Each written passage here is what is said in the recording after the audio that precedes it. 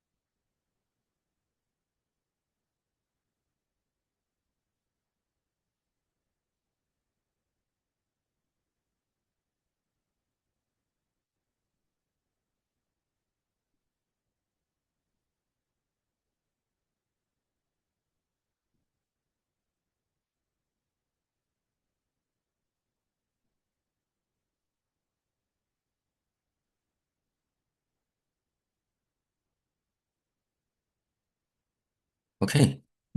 I think it's time to start.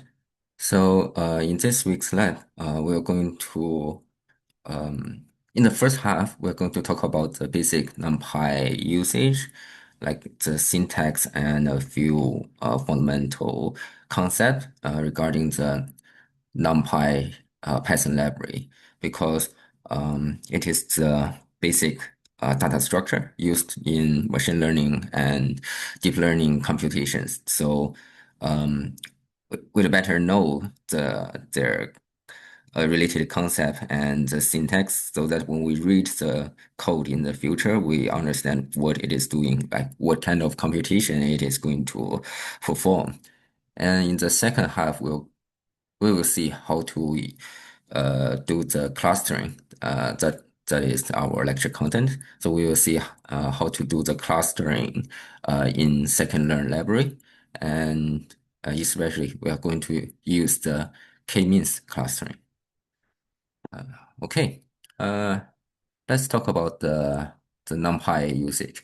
So we are going to use this Lab 3 optional NumPy notebook. So here, so NumPy is just you may have seen the NumPy in previous labs content.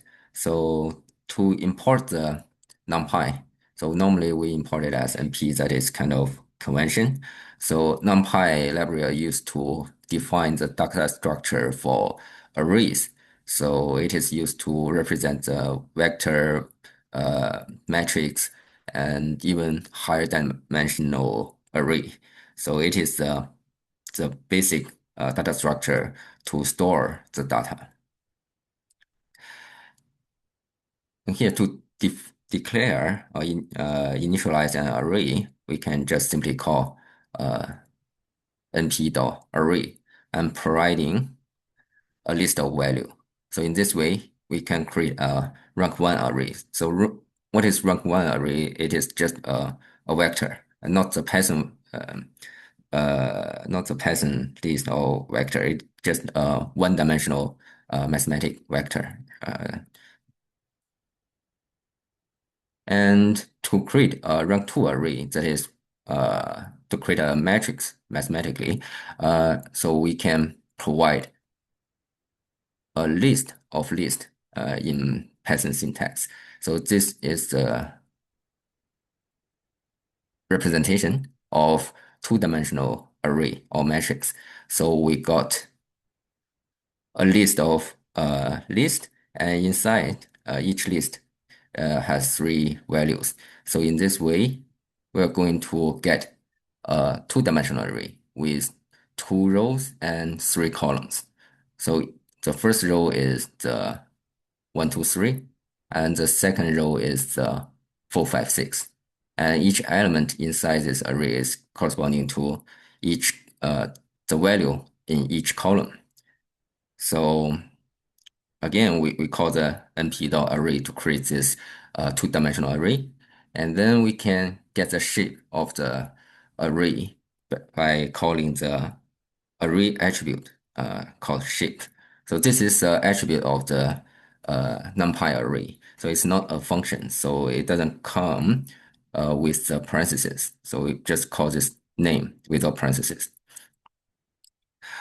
So by calling this shape, we're going to get the size of this uh, array. So it has two rows and three columns. So the first element of the returned tuple is corresponding to the row numbers, and the second element of this tuple is the column numbers. So this shape has a shape 2 by 3, so two rows and three columns. And we can also access the value stored at a specific location. Like for index 00, that is the first row, first column, so it should return 1. And for B01, that is the first row, second column, so that should be 2. And B10, so that is the second row and first column, that should return 4.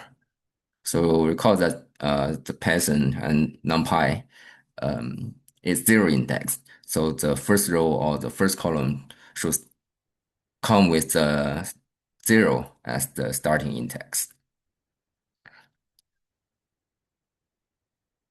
And we can, in addition to specifying the value used to create the NumPy array, we can initialize the array with all zeros, all ones, or some random numbers.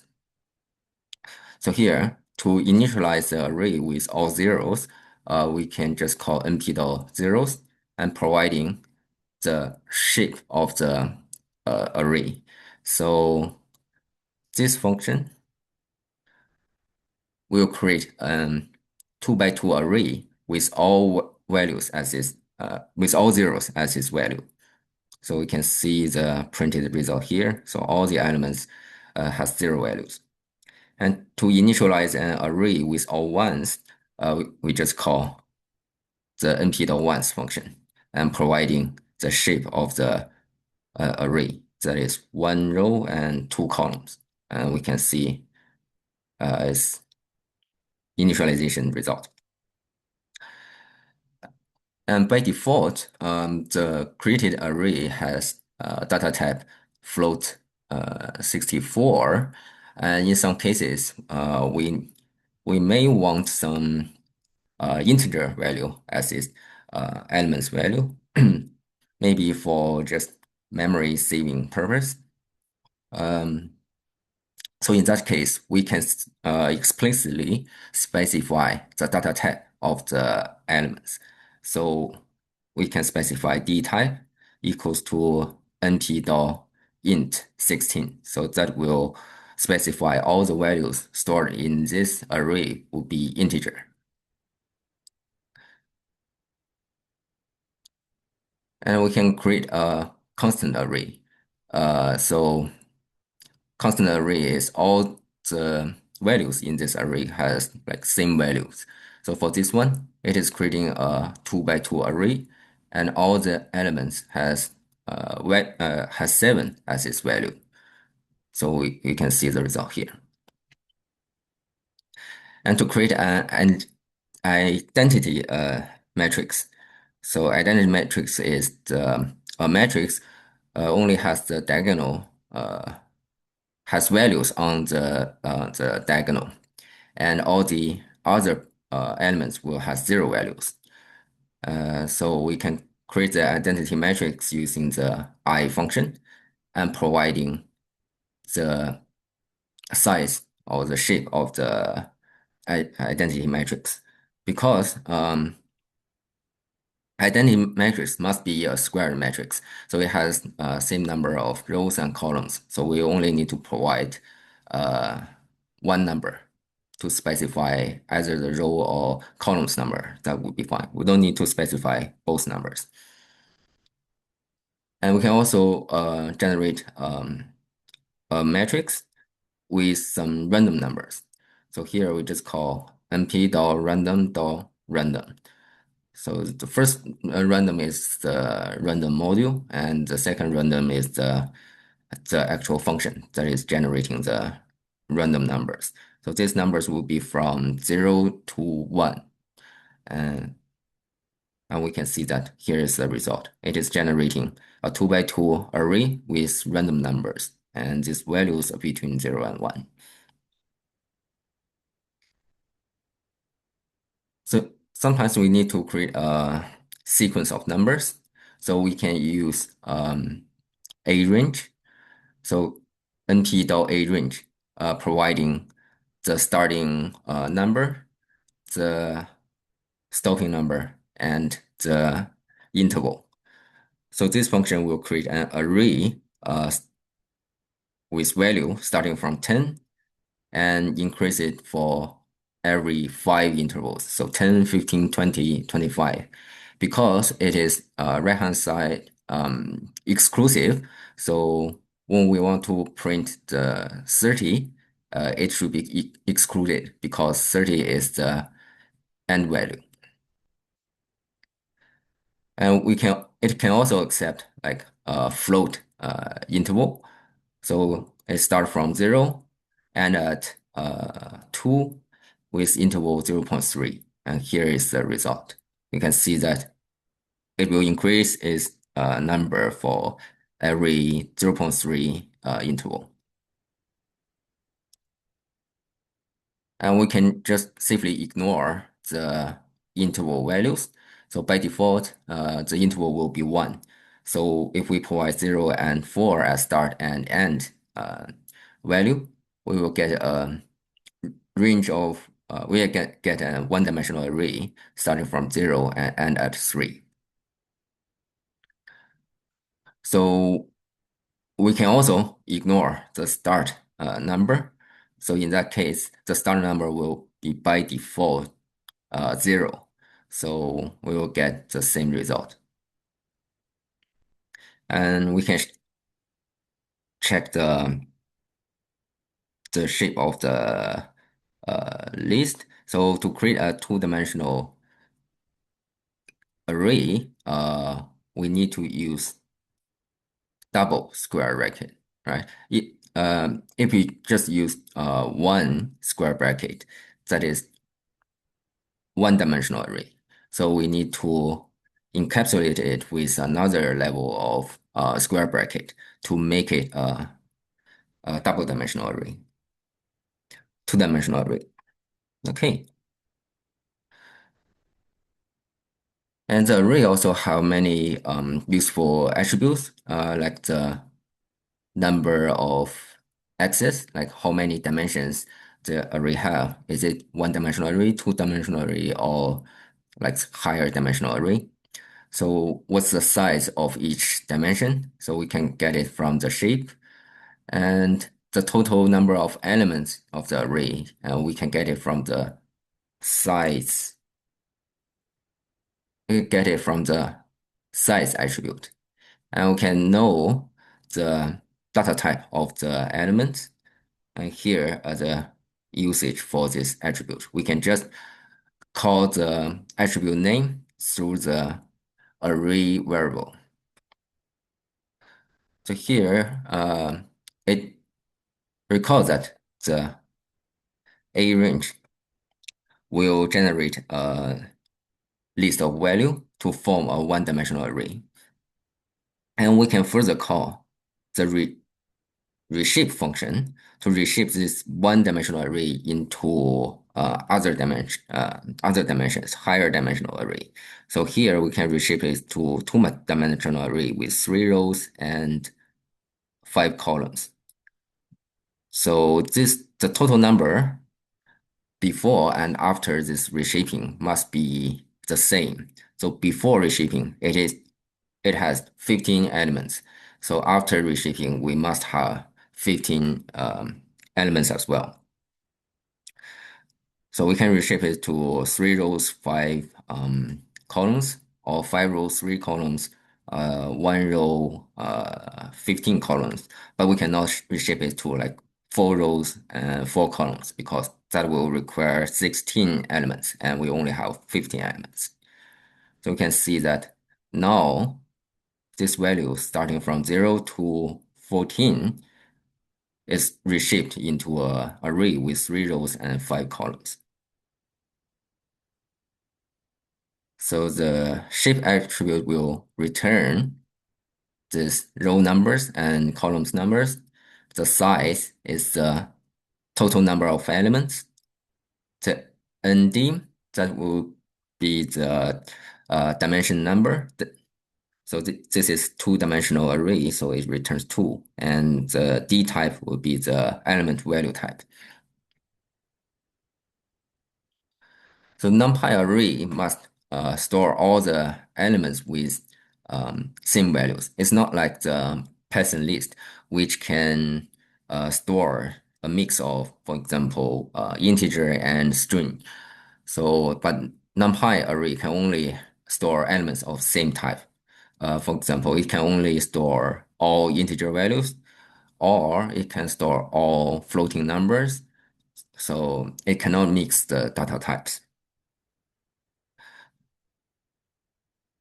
So here are some examples. So if we provide integer values to build the array, the data type will be int 64.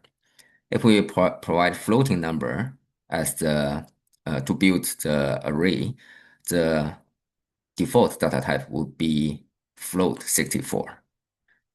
So we can explicitly specify the data types when we build the array. You can see here, although we are providing floating number, but here we specify the data type must be integer. So after the creation of this array, we can see that the data type now has been converted to integer.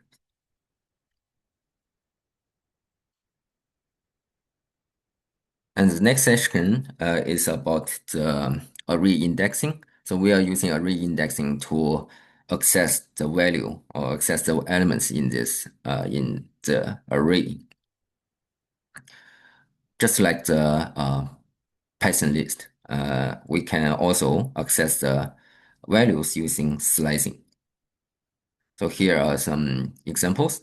So let's say we can create an array, two-dimensional array with 3 rows and 4 columns. And here are the result. And we can use slicing to pull out the subarray. So here, so we have talked about slicing when we talk about Python syntax. Uh, so we use a column to separate the starting and end index. So here the empty column column 2 that is going to access the uh, row with index 0, 1, but without index 2. And so 1 column 3 is going to access the column with index 1 and 2. So the returned so this result will return the first 2 row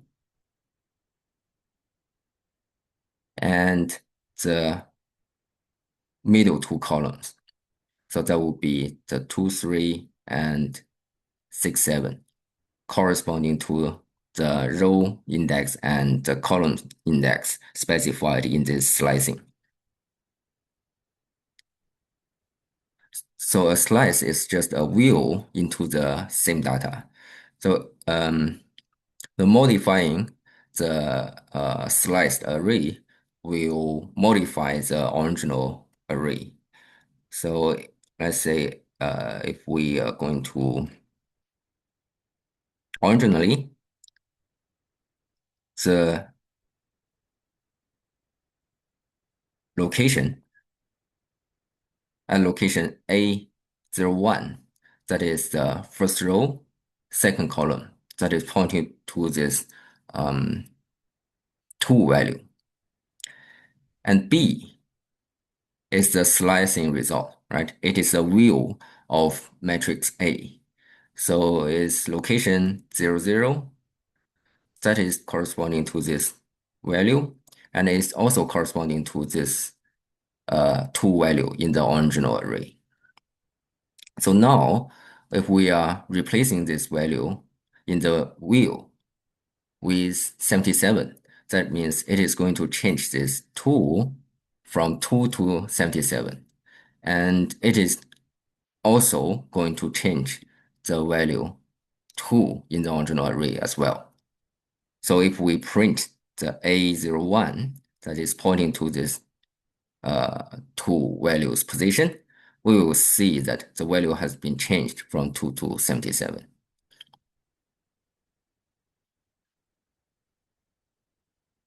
So we can also use mixed integer indexing with slice indexing. But mix these two usage will yield an array of lower rank than the original array. So for example, here we have a two-dimensional array with 3 rows and 4 columns. So if we just use A1 and column, so this 1 is integer indexing, and this column usage is the slice indexing. So we are mixing these two type of indexing method. So the result of this usage will return a one-dimensional array. And the original array is two-dimensional array. What if we are only using the slicing index? So we are using 1 column 2. So it is still extracting the second row and all the columns. So it is extracting the same information as this statement. But in this way, we are going to extract a two-dimensional array. So we can see the result here. So the first way, that is mixing the integer indexing and slice indexing, we are we extract a one-dimensional array.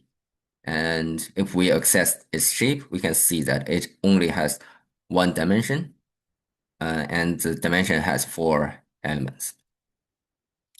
And the second way, with only slice indexing, we will get a two-dimensional array. You can see that there are two square brackets. And if we check the shape, we can get one row and four columns. But the value we extracted are exactly the same. So pay attention to that because when you do the computation, sometimes we want to keep the original dimension of the original array. So in that case, you better use slice indexing uh, instead of the mixed usage of integer indexing and slice indexing. So we use slice indexing to preserve the dimensionality of the original array.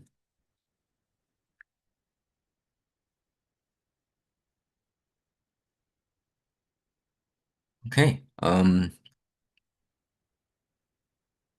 so this is similar. So we'll just use slice indexing for the columns. And here we can see that it keeps the original dimensions. So if we just use the integer indexing, it will return a one-dimensional array. And if we use the slicing indexing, it will preserve all these values as a column.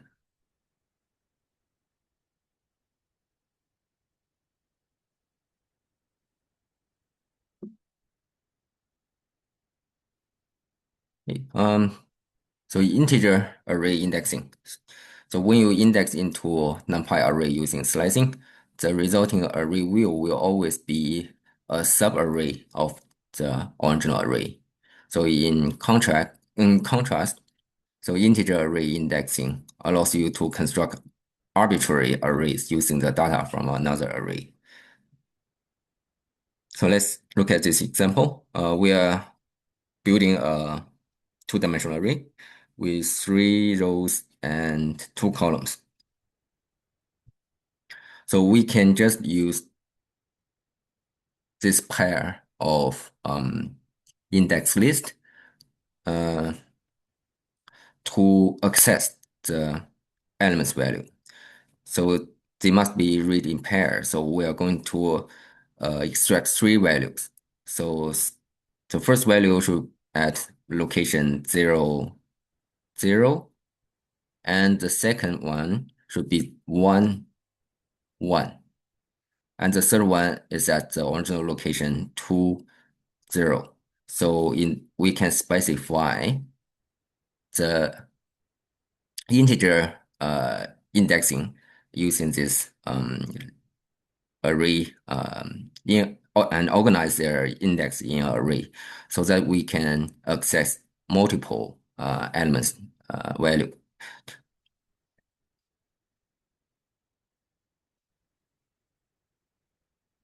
So this way and this way are totally equivalent. So we can also it is equivalent to like accessing the three values separately.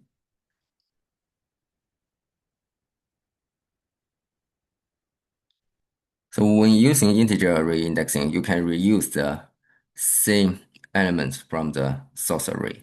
So this is just another example of like using the integer index array to access multiple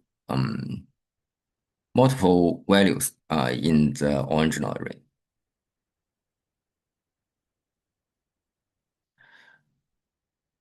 So this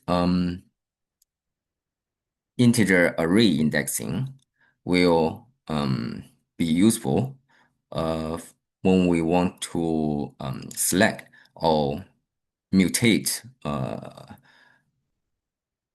multiple elements. So here, let's look at this example. So here we have a two-dimensional array with four rows and three columns.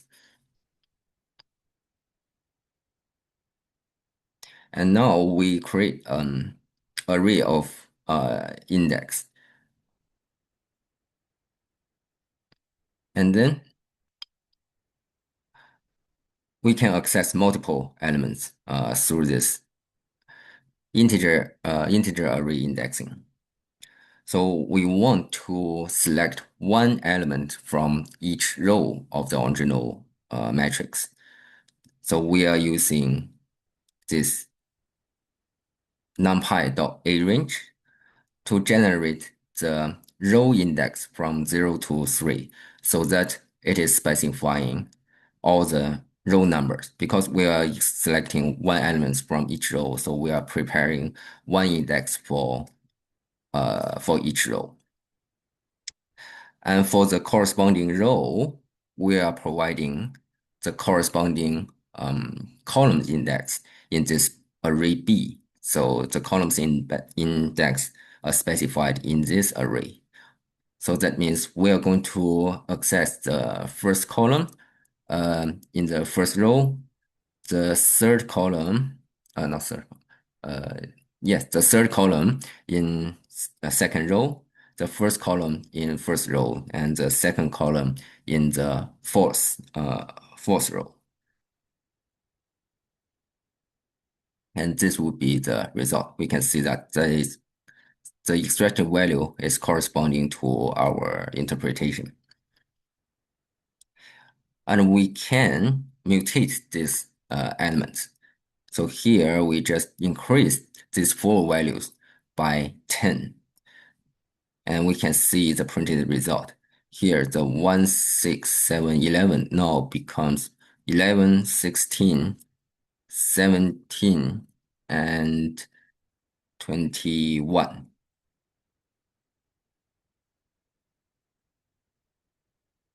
And we have seen the integer indexing and the slice indexing.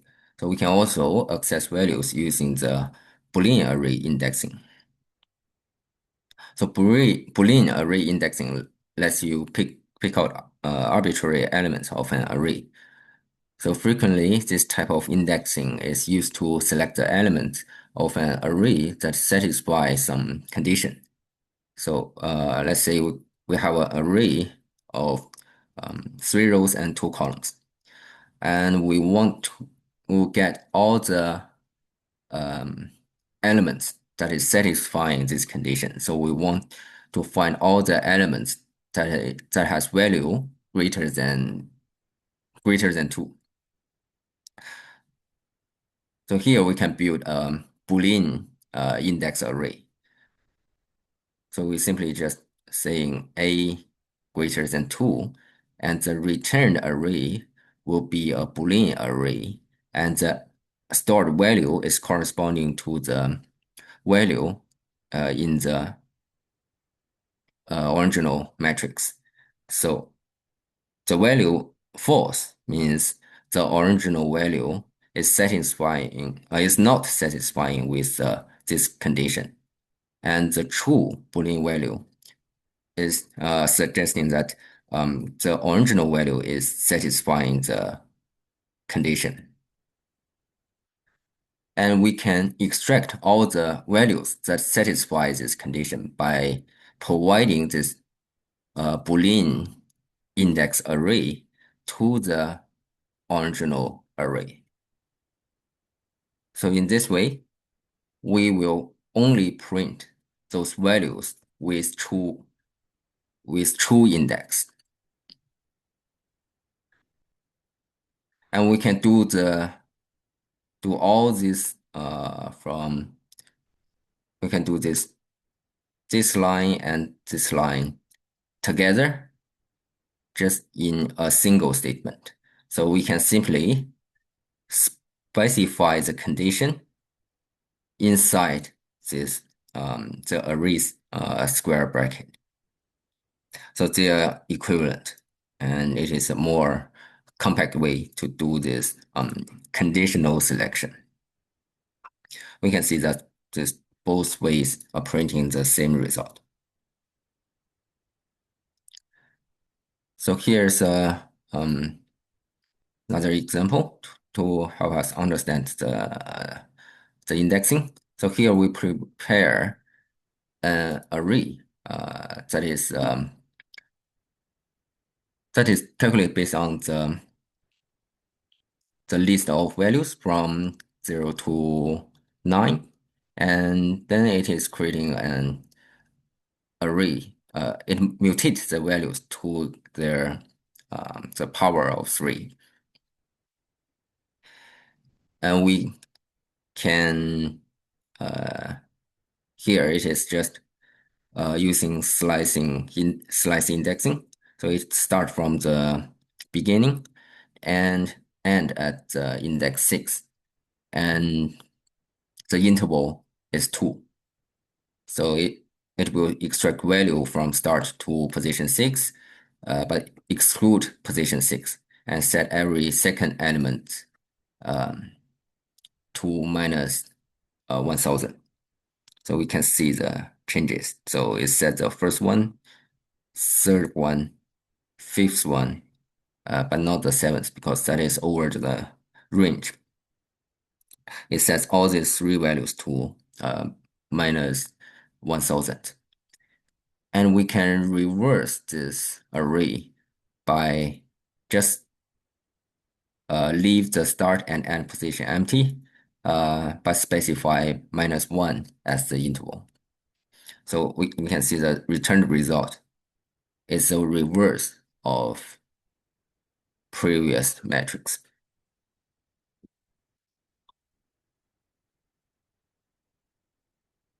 Okay. Is there any questions till now?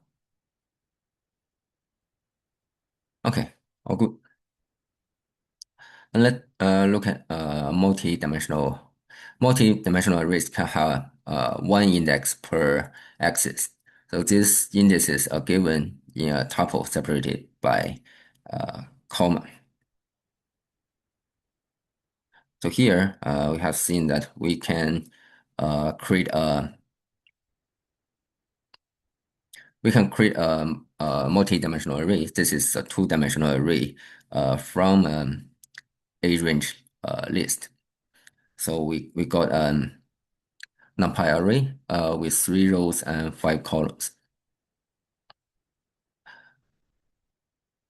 We can get the specific one element by using the integer index, and we can use the slash indexing and integer index to get one-dimensional array. And the original one is the two-dimensional array. And we can ignore the start and end position because this is the 0 is start and 5 is um, 5 is the end position. So basically it is specifying all the rows, and 1 is the second column. So these two are equivalent for this case. And similar for this one. This one is specifying the second and third rows and all the columns for the elements. Okay, let's see some mathematics for array computation. So we can have like um, addition, subtraction, multiply, division, and we can calculate square root on the array. So let's look at them like one by one. So for matrix addition, so the size of the two array must be equal. So it is a element-wise sum. So the result will be just element-wise addition of the corresponding elements in the two array. So there are two ways to do that. So we can simply use x plus y to do this addition, or we can call the add method and providing the two metrics as the parameters. Similarly, we can do the element-wise difference. We can use this x minus y, or we can call the subtract function. Similarly, you can do the multiplication, but it is element-wise multiplication, not matrix multiplication. We will see that later. So this one is we'll just multiply the element at corresponding locations. So the first element and the f- the first element in the first array must multiply the first element of the second array. So it is the element-wise product, not matrix multiplication. So we still have two ways to do that. So the first one is x multiply y, or we can call the multiply function. And we can do the element-wise division. So x divided by y, or um, call the divide function. We can calculate the element-wise square root by using the square root function. And now that's the most commonly used matrix multiplication in machine learning and deep learning. So we have seen such operations in like linear regression. So we have a input feature matrix, and we have say we have a input feature matrix, and we have a element vector W, and we do the matrix multiplication, and we get a vector Y, column vector Y that is containing all the prediction for corresponding to the input feature values.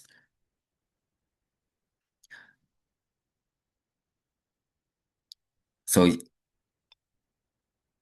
when we do the calculation, so it will require this dot product for matrix multiplications.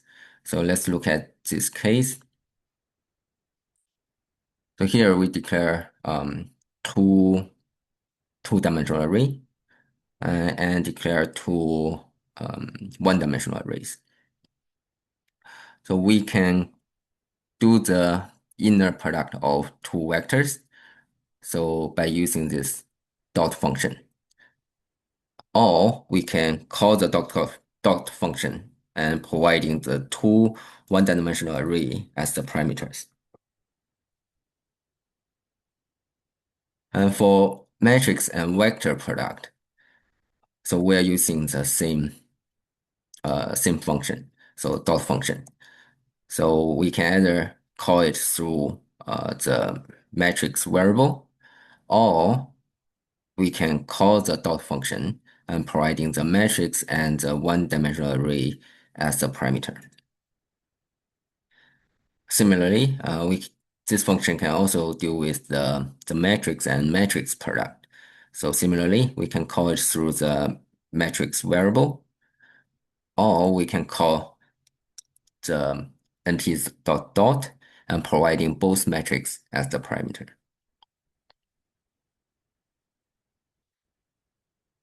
So here are a few examples that can help us to differentiate the difference between element-wise product and matrix product. So here are two-dimensional array. So A multiply B, that should call the element-wise product. So it will multiply the corresponding elements and save the multiplication result to the corresponding locations in the resulting matrix. And A dot B and NP dot AB, these two are equivalent. Both of them are doing the matrix product. So we can see that these two result are generating the same. They are not element-wise product. They are matrix multiplication. So these two results are different from the first one.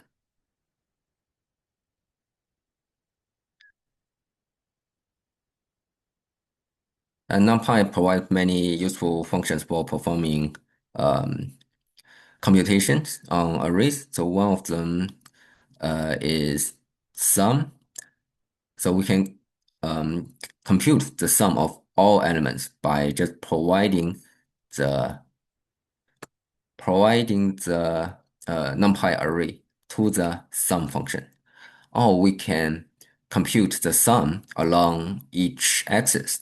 So we can compute sum of each column uh, by specifying axis equals to 0, or we can compute the sum for each row and by specifying the axis equals to 1. And we can also get the transpose of the matrix.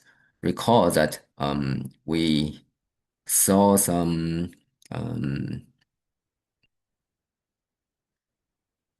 some these notations like x is a matrix, and we saw it transposed in our mathematical equations. So we have both x and xt and something like that.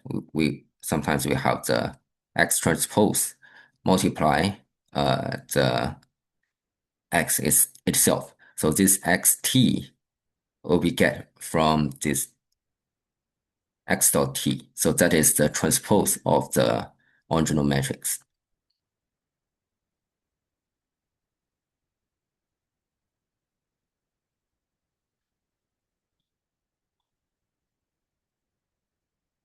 And we can also calculate some co common mathematical functions like sine, cosine, exponential functions. So it provides these functions in the NumPy NumPy library.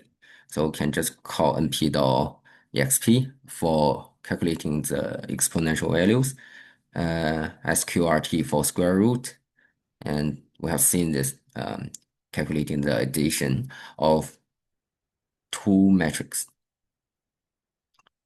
And we can reshape the shape of dimensional array.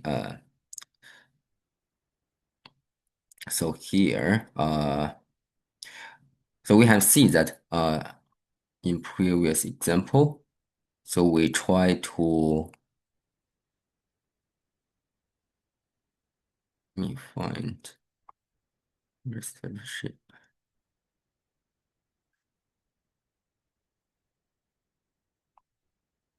here. So we can reshape a one-dimensional array to a two-dimensional array by calling this reshape function. And we can also do it in reverse direction. So we can reshape two-dimensional array or multi-dimensional array into a one-dimensional array by calling this RAVL function. So the multi-dimensional array will be flattened into one dimensional. So reshape will reshape it to higher dimensional. And dot T will return the transposed matrix. And we can also stack array values along different axes.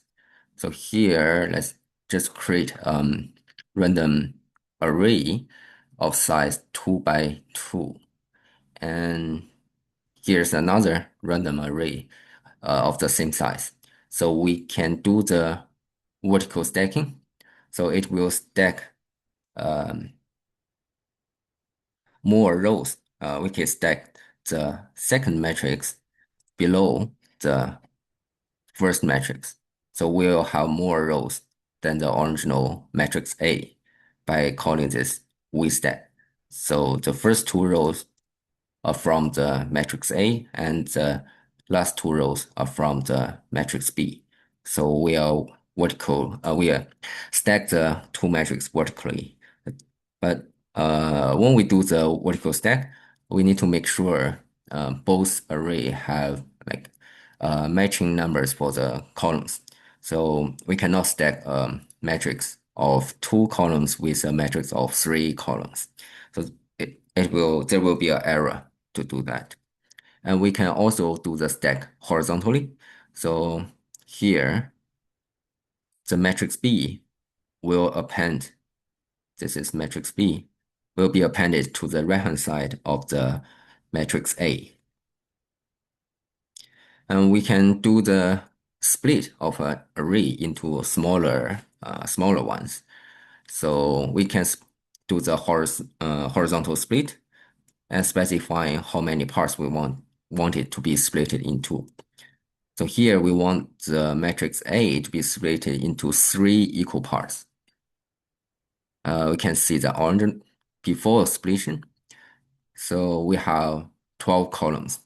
And after splitting, we'll have three array and each come with four columns. So the original array has been split into three equal parts. And we can also specify the, let's say, um, the index location for splitting. So here we can see we will split the uh, the matrix A at index 3, index 4, index 5, and index 12. So let's find out what are them. So for index 3, so this is index 0, index 1, 2, 3. So it will cut at this value 8. So the first three values will become the first matrix. So let's see, you can see that it will generate the first subarray using the first three columns. And then the next cutting point is index 4.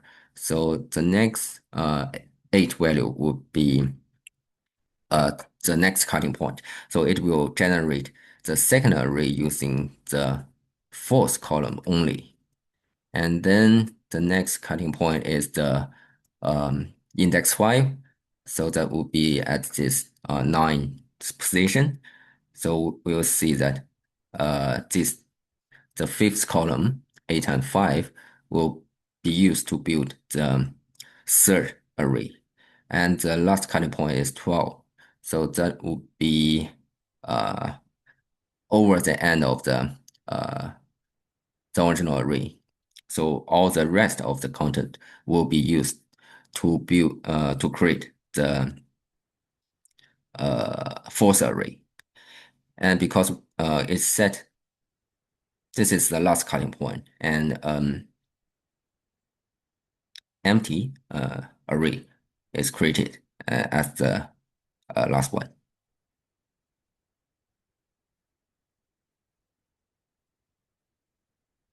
And the following section will be about reading and writing files in Python.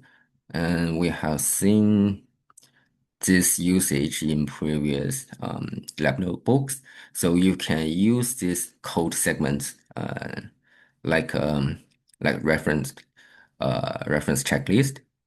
So if you are unsure about how to do the read and write, you can just um, reference check this code segment for your reference. We have seen how to use pandas to read the CSV file and also how to use the Pico library to store and read the trained model. And here is about more advanced usage for NumPy array broadcasting. So basically, it specifies some rules that support the matrix computation. So normally, when we do as for example, normally we will do the matrix addition. So we will require both matrix come with same size, but we can also do the like matrix and vector addition. So the NumPy array will automatically augment the vector into the same size of the matrix. So basically, it repeat this vector multiple times to increase its size to match with the matrix. So that is the broadcasting. So it is a convenient way for the user to write the code and let the NumPy array to dealing with those repeated uh, repetition of the vector to the matrix conversion. So this is all about the broadcasting. So uh, feel free to look at that, but I'm not going to go too deep into that. It is not quite related to our machine learning concept. Okay, we have finished this NumPy basic usage and some common syntax. And in next section, we're going to look at how to do the clustering in scikit-learn library. So before that, let's have 5 minutes break and come back at 3 past 8, and we will look at the next notebook content. Oh, before that, is there any questions? If no questions, we can have a break.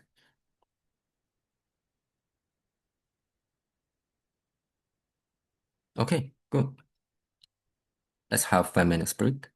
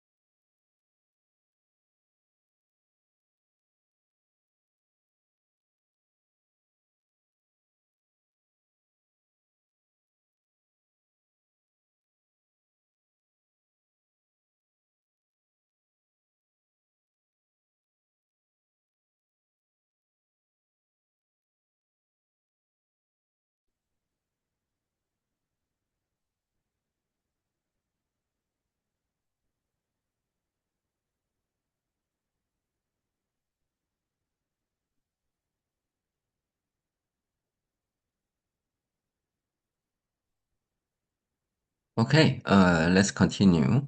Um, let's look at the Lab 3 notebook. So we are going to talk about the clustering.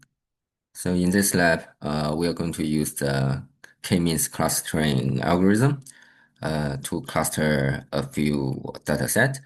Um, So clustering is an unsupervised method. So it's unlike classification. Clustering model is not provided with the correct labeling of data during the training. So it is used to divide data into a number of groups solely based on their statistical characteristics. So clustering can be performed even if we only have labels available for a very small number of data in the dataset. Um, so here comes the k-means algorithm. So it is an unsupervised clustering method that aims to partition n observations into k clusters. So that's why it's called k-means. So the k is the expected clusters in the result. So each observation belongs to the cluster with the nearest mean, serving as a prototype of the cluster. Okay, let's first apply this k-means clustering on a fake but simple dataset. So let's create a dataset of 6 data points. So we have 3 data points located near the uh, near 1 as the x-axis and another 3 data points located at x equals 10 locations at x-axis. So they naturally form 2 groups. So the first three should belong to the same group, and the last 3 data points should belong to the another group because this 3 is far from the first 3, considering their locations on the x-axis, and they have like same y-axis coordinate. So we are using the k-means model from the scikit-learn library. So we first import it, and then we provide the value for k. So the number of clustering, we specify that we are expecting 2 clusters in the output. And here the random state is just for reproducibility. So here it will affect the random initialization of the initial centroid of the 2 clusters. So recall that at the beginning of the k-means process, we need initially the algorithm randomly set 2 data points at the centroid for each cluster.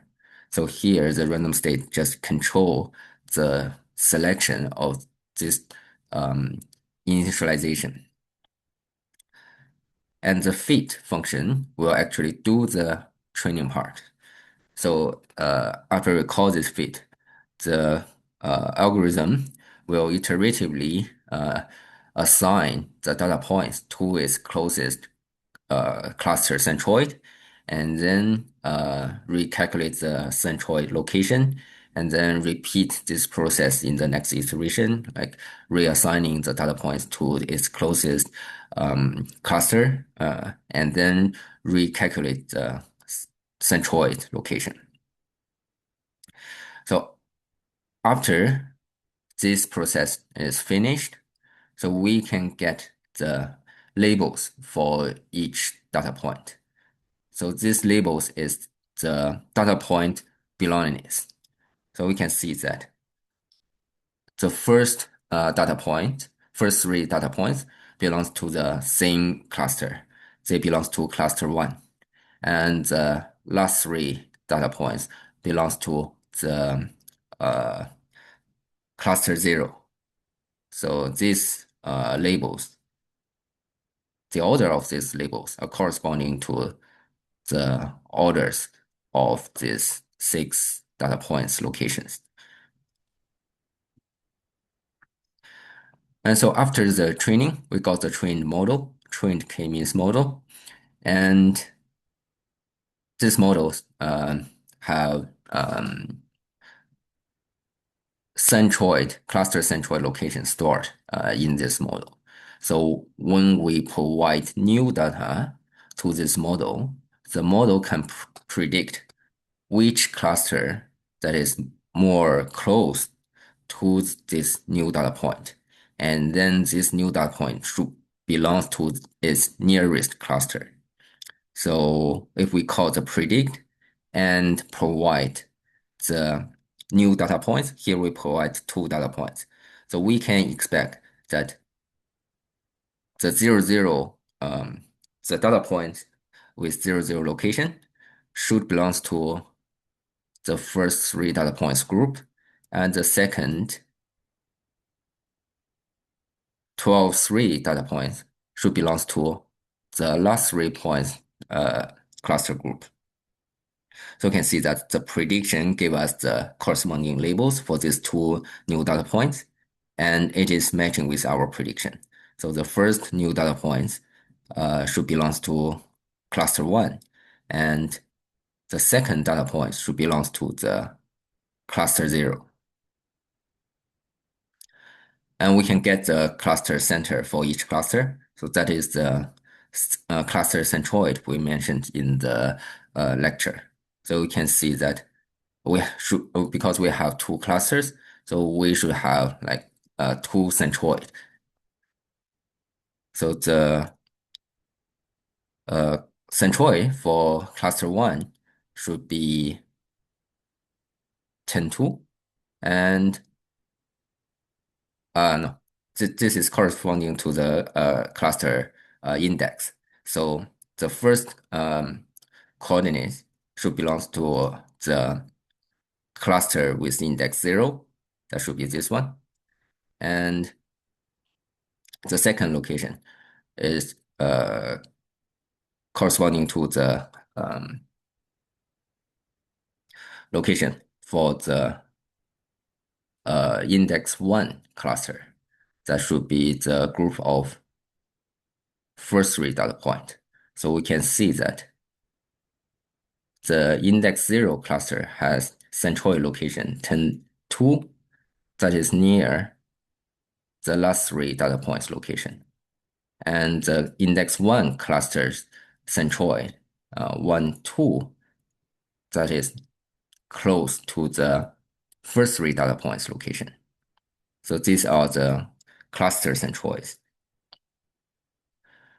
So let's apply the k-means to a larger data set. So here we will generate some random data. So we first specify the, let's say, ground truth value. So we set a random seed and we set three centers.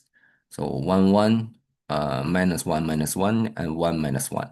So this should be the centers for three groups. And we get the number of centers that it, because each center should correspond to one cluster. So in total, we have three centers. So we should have three clusters. So now it's time to generate some fake data based on this cluster informations. So in total, we are going to generate 3,000 data points, and the center for this data point should located at these three locations: 1, 1, minus 1, minus 1, 1, minus 1. And cluster standard deviation is 0.7. So this make blobs function will generate some fake data that following the Gaussian distributions. So these centers will serve as the mean of the Gaussian distribution, and this cluster standard deviation will be just the standard deviation of this um, Gaussian distribution. So if we watch the distribution of the generated of this generation of this data points, we can see that these data points will form uh, in this kind of circular distribution around these three centers. And this is the entire data set, including like in total 3,000 data points, we are going to work on. So we are going to use k-means to divide these data points into three groups. And we are expecting after the division of these data points into three clusters, the generated cluster centroid would be equal to the three centers we specify here. So we're expecting these centers will be the cluster centroid after we get the k-means result. So now we have generated this data, and we are going to apply the k-means clustering method to this data. So again, the number of k, or the expected number of clusters, is 3. And this is the number of runs that we will apply this k-means.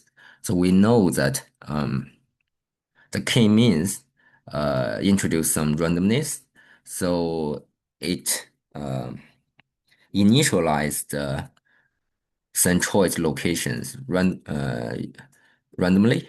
So it may make the result unstable when we set different initialization locations. So what we do here is we are going to run the k-means 15 times and let this 15 times result to vote the final belongingness for each data point. So that means we are going to use the most stable clustering result among these 15 runs. And the random state is just for reproducibility to just control the selection of the initial centroid data point. And we call the fit to start training the k-means model. And we can get the cluster centers, that is cluster centroid locations, through this cluster centers attribute. And we can get the labels for all the training data. Here we print the centroid locations. We can see that we got 1 minus 1 minus 1 as one centroid, minus 1 as second centroid, and third one is 1 and 1. This approximate to the value 1 and either value 1 or minus 1. So these three centroid locations are very close to the centers we specify because these data generated using the Gaussian distributions. So these three centers may not be exactly the same as this one, but they are very close to our expectation. And here is just using the matplotlib to plot the result of these clusters. So just using different colors to labeling the different data points. So just for visualization. And we can count the numbers in each cluster. So we can see that using the np.unique functions.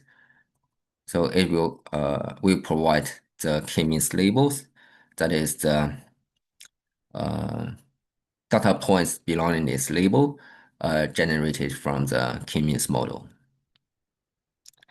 And return counts, that means it will return a second value as a return value. So that will be corresponding to the um, to each unique labels or unique cluster index. So we can see that we have cluster with index 0 having 961 data points, and the second cluster has 1014 data points belong to that, and we have the third clusters holding 1025 data points. So this is just summary statistics for the data points count in each clusters.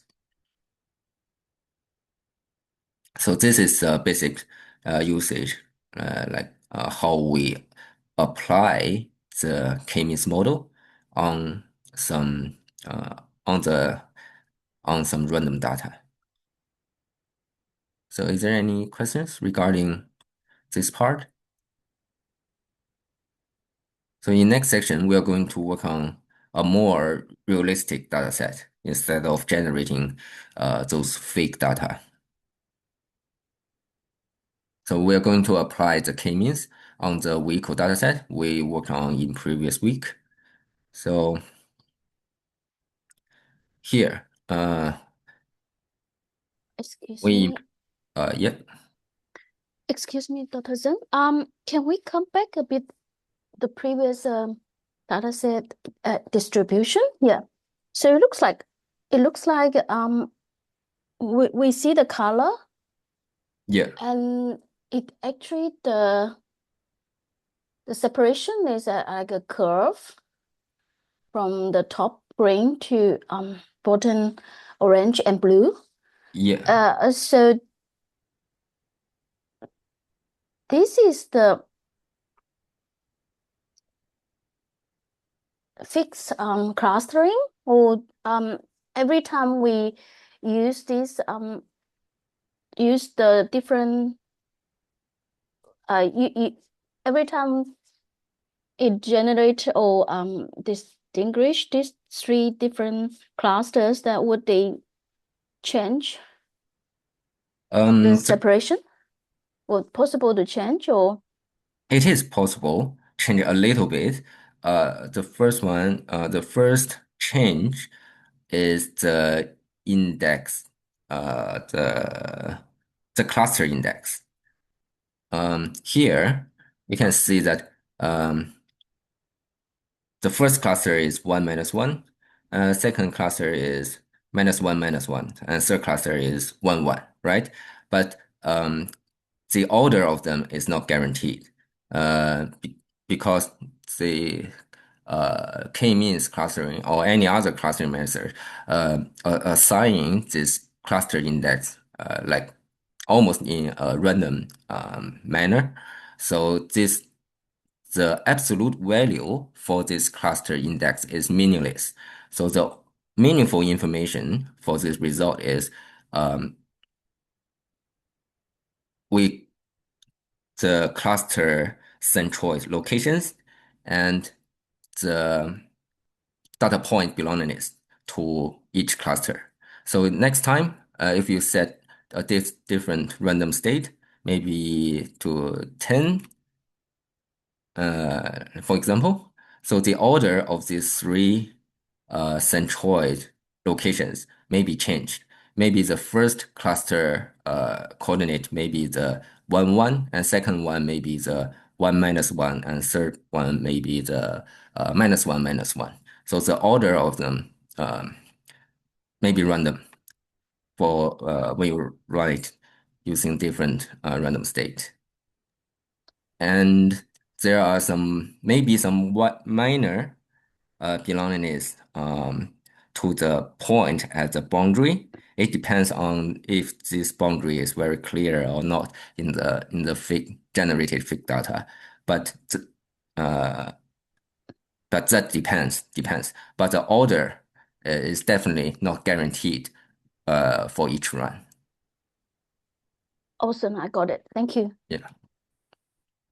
So what if we all use random state zero, doctor, like, without changing? Everyone in our class say, like, use the same random state, which is zero. Would everyone get the same results? Um, what do you mean by same result? You mean exact Uh, the, centroid yeah, order or exact. Not the order, maybe the same um, X and Y values for, like, let's say it's not the order, but the the same exact value, numbers. right? Exact Yeah, centroid location. yeah, locations, coordinate. Um, there may be slight difference, but the general locations will be same. That's why we run it 15 times to generate a more like stable belongingness, because every run may result in a slight different locations and slight different point belongingness. So we want them to vote for the stable condition. So this is the voting result after 15 run. Okay. So But that's we nominate the centers at the beginning, right? no mean what? We nominate the centers, like, 1 1 comma minus 1 minus 1, step like that. We Yeah, nominate the these centers centers our ground truth. So we generate some data. We know around for this. sure that they will those generated data will Uh-huh. distribute it around these three ground truth locations. So that's why Okay. we can evaluate that if the generated result from the k-means is matching with our expectation, because we are expecting because we generate these groups of data points around these 3 points, and we are expecting uh, there are three clusters around these three data points, and these three data points should near the generated centroid locations. So yeah, this is just the ground truth locations that for our evaluation. But in real data, we don't know. We don't know our expect centers. So we don't Yeah, even know the number of clusters we are going to work on. What is the optimal number of cluster we are doing? So this is just uh, for our learning purpose. So yeah, yeah. understand. What I don't really understand is that random state, honestly. I don't like Uh, get what it it doesn't matter does. for random state. One random state is just for experimental purpose. So next time when you run for reproducible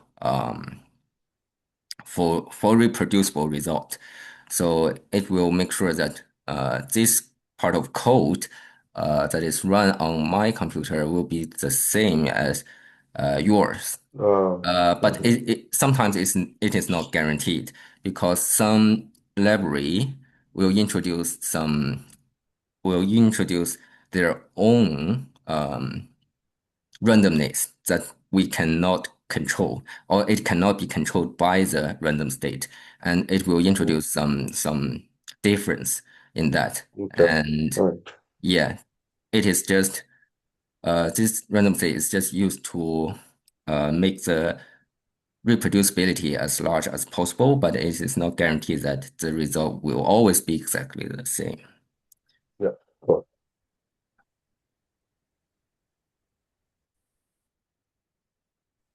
All right? But I suppose the difference is Yeah. in the different runs of results. Having the same centroids it's so minimal it can be neglected, Yeah, for neglectable. this case, for this simple case, the difference would be very minor. Yeah, thanks.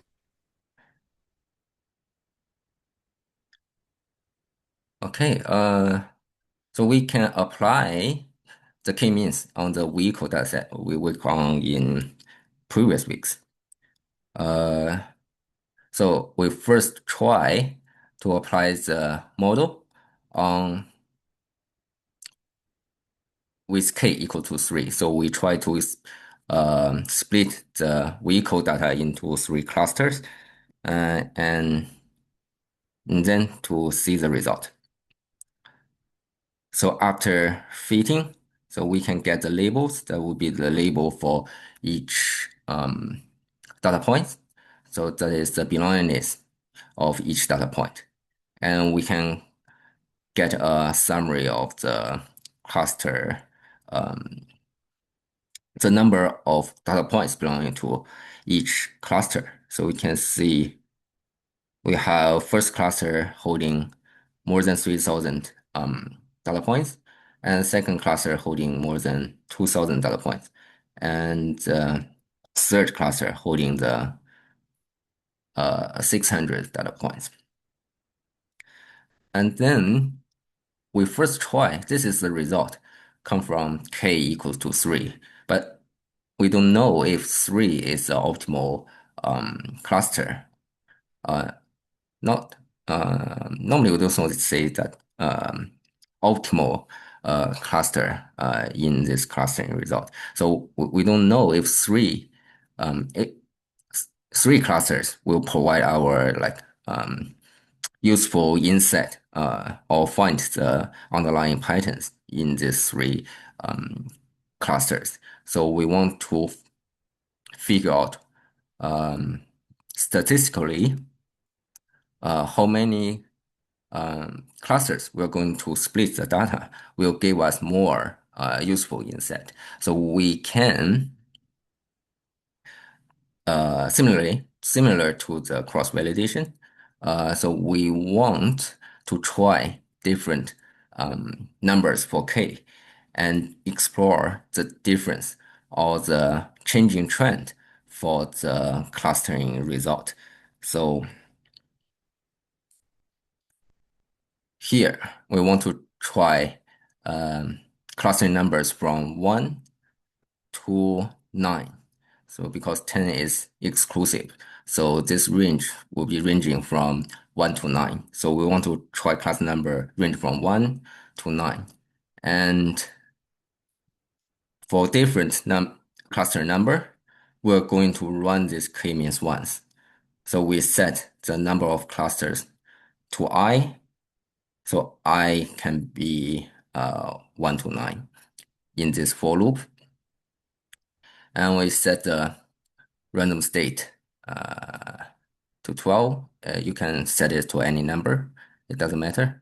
And we set n init for 10. So for each cluster number, we're going to run the k-means 10 times and let this 10 times result to vote for the stable condition.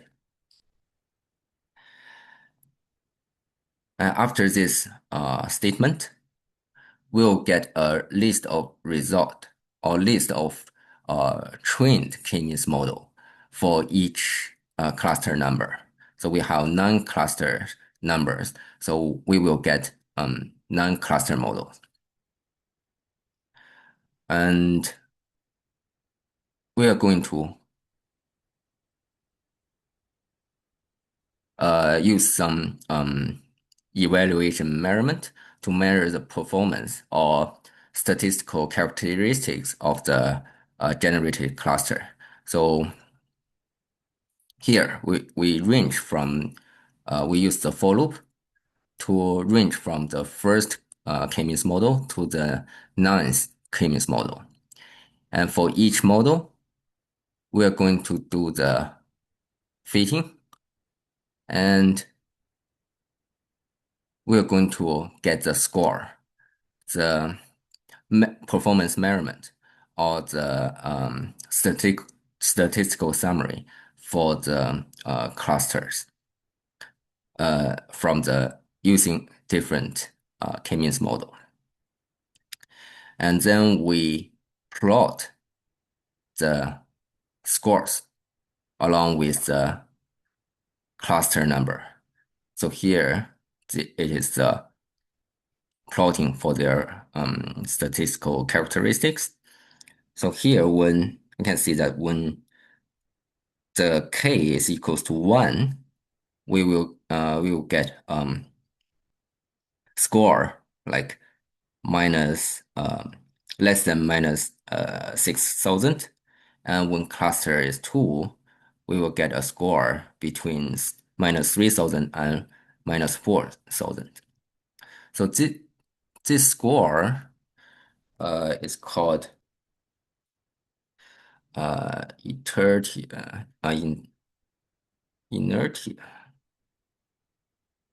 Inertia. So this measurement is measuring the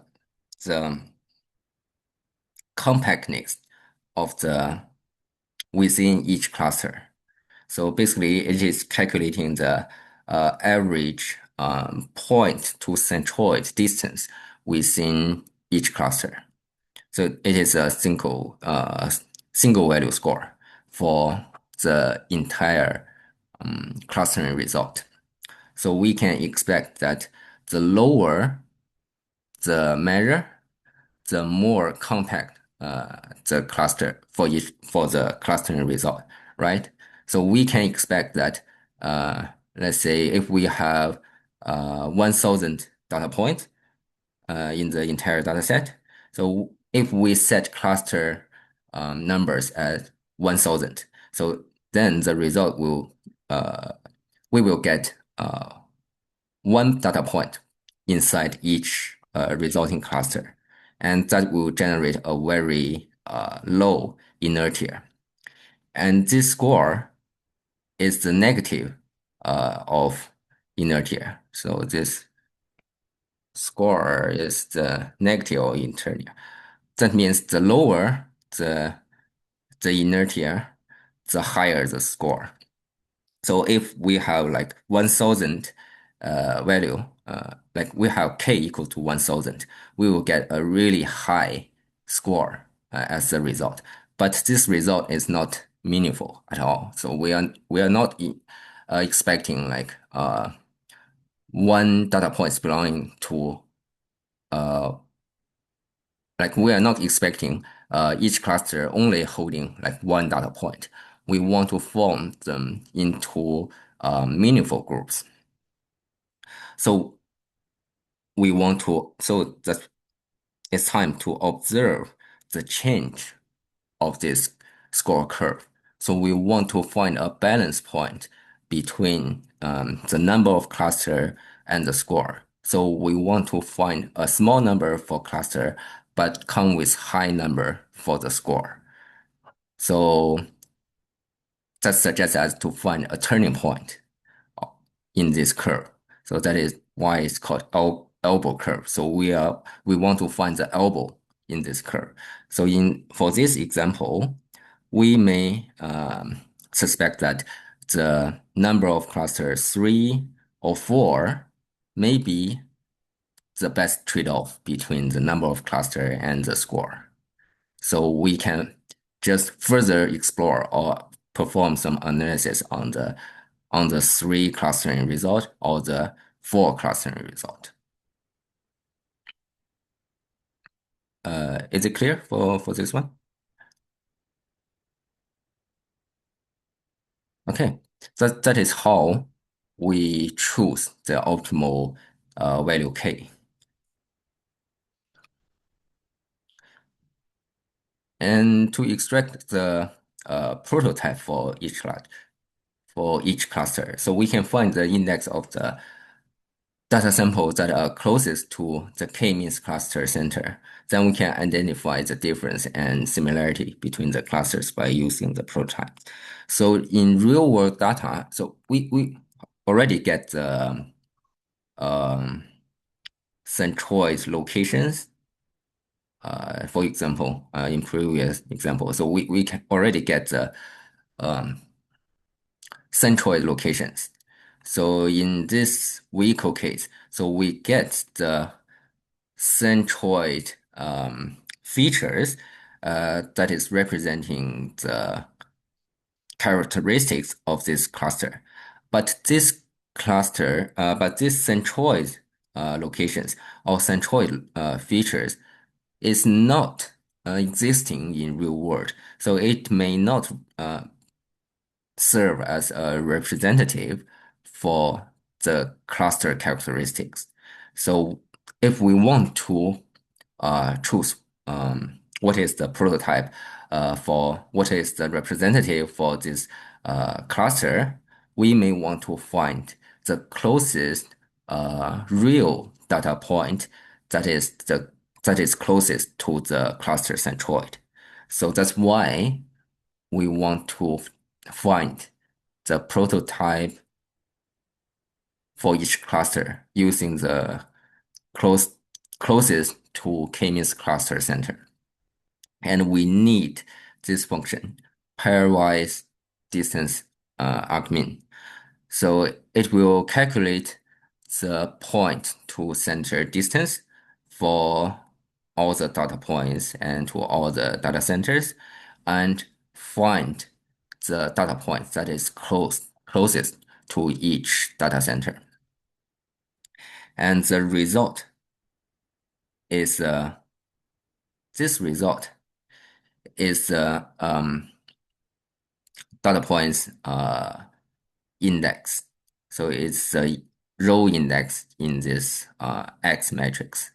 And if we provide this row index and also extract all the columns values, we are extracting the representative real data points that can represent each cluster. Does it make sense? Okay. So here are the three representative real data points for each cluster.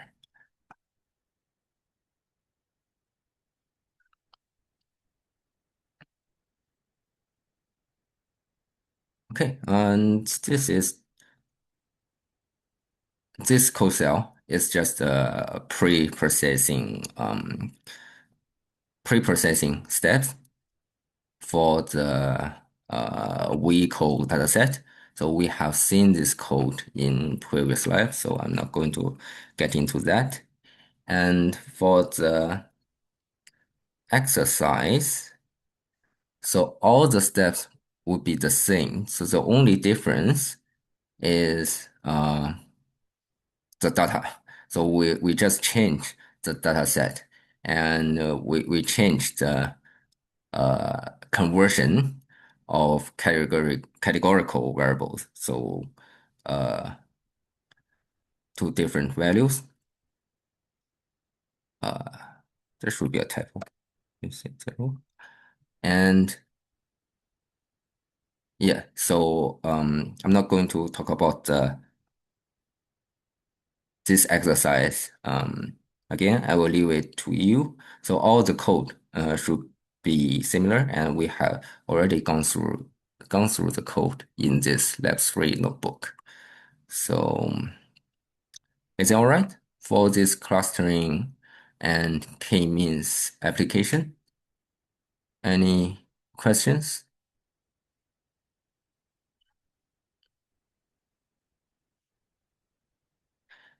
And from next week, we are going to talk about deep learning, and we will see some modern architecture about how to build the modern machine learning or modern deep learning neural networks. And yeah, so I hope you already get some idea about the general workflow or about the machine learning techniques, so that later on when we are dealing with more complicated model structures, you can quickly get the main idea in those models. Okay. Yeah. Any question? Doctor, yes, please. This example, we plot the data set like, 3 clusters. So you could visualize that one, like not in the example. So This Yeah, one? there. Yeah. So similarly, is it possible to plot and visualize the data set for the second, like in our question as well with the car sales, I think? Not Down there? really, No? Okay. because it has more dimensions. Variables. Yeah. Yes, it Mm. is really hard to visualize a data set more than 3 dimensions. It is far more than Mm. 3 dimensions. You may Yeah. need to use some dimension reduction techniques to Uh-huh.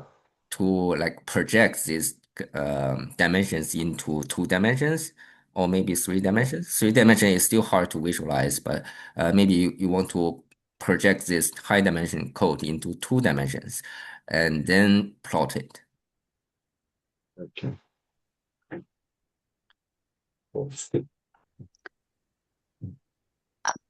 Can I ask one question out of this lab?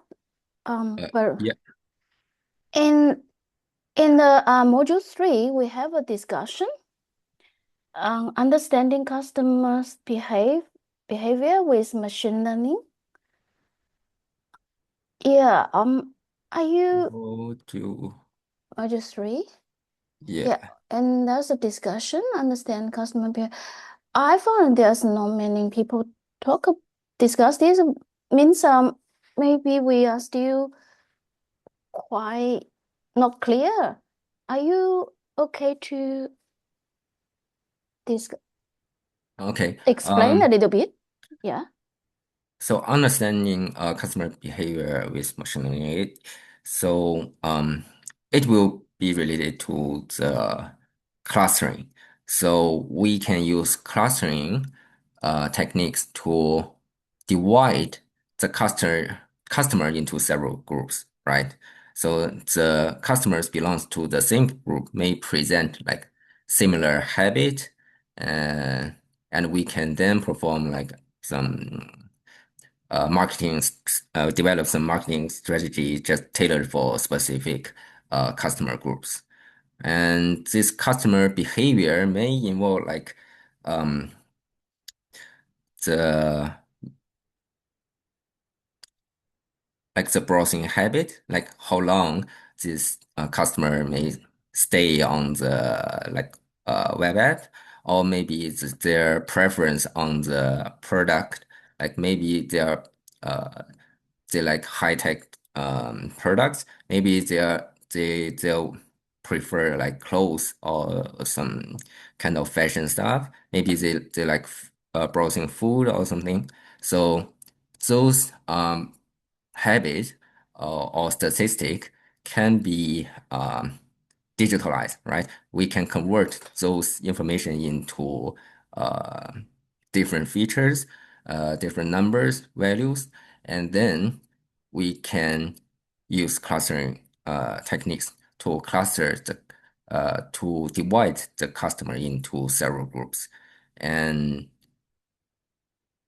in this way, we kind of using the clustering model to figure out the underlying patterns that form this group.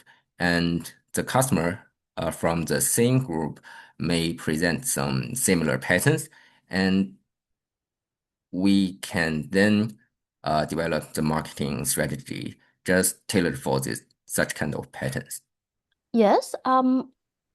Yeah. And I I got it. But there's a one if in the reality, I mean the real scenario, if there's some customer preference, it could potentially cluster into age group, or it could potentially cluster into preference, like what you said, someone like tech, someone like fashion more, and it could probably just so many different possibilities do the clustering, and then eventually how we normally do those clustering, we use this machine learning strategy. Um, What I mean is so we have so many people, a group of customers, and they have a preference. They have their preference, and this preference, it could potentially just related to the age, different age. It could potentially related to their habits, like preference, their yeah. Then how this, what will be the result, or what the machine learning strategy will deal with this complex situation?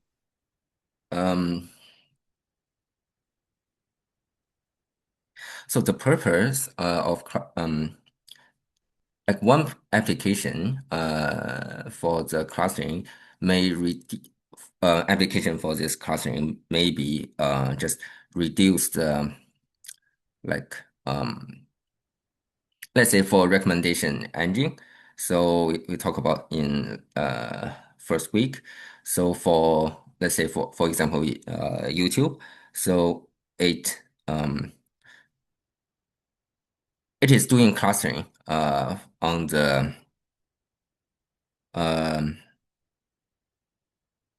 on the video on all the videos. So the YouTube is going to suggest some videos to the users, right?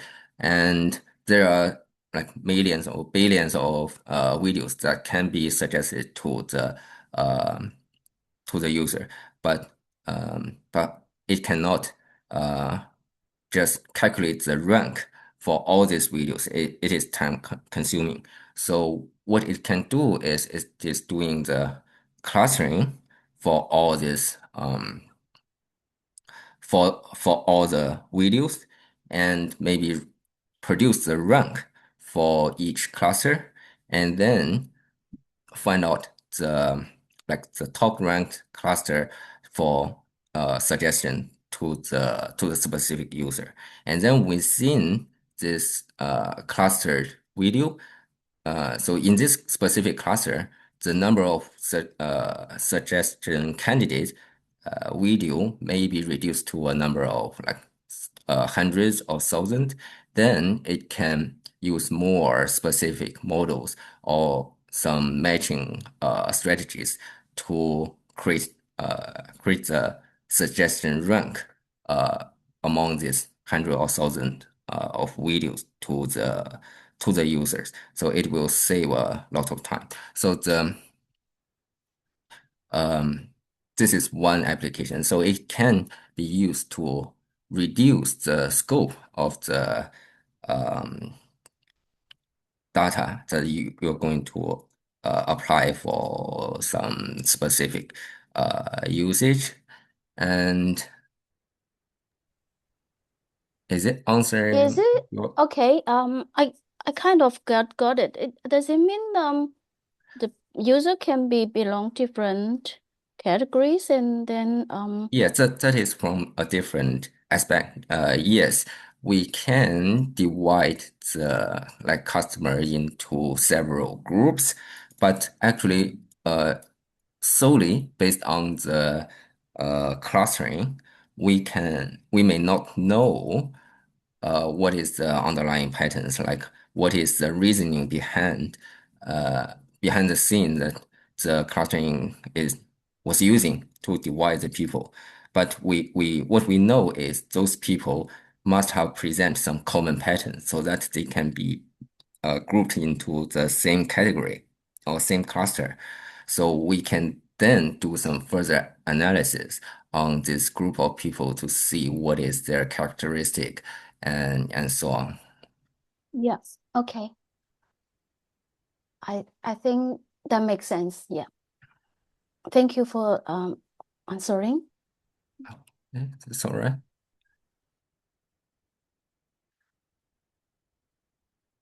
Okay, any other questions?